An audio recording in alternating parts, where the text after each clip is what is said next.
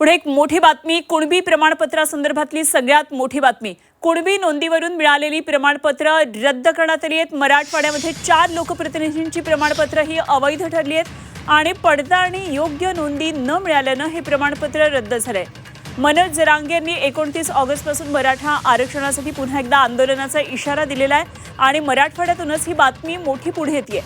मराठा आरक्षणासाठी मनोज जरांगे पाटील यांनी आतापर्यंत तब्बल 8 उपोषणं आणि अनेक वादळी आंदोलनं केली।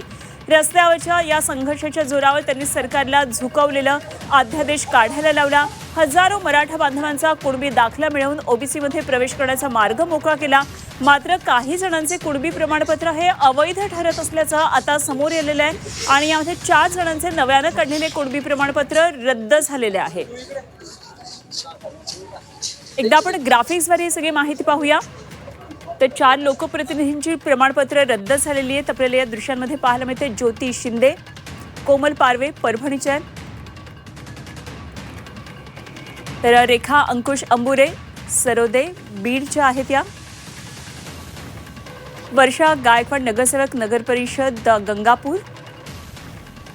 योग्य नोंदी न मिळाल्याने प्रमाणपत्र अवैध ठरलेली आहेत। मराठवाड्यात कुणबी प्रमाणपत्रांवरून कायदेशीर पेच आता निर्माण झालेला आहे।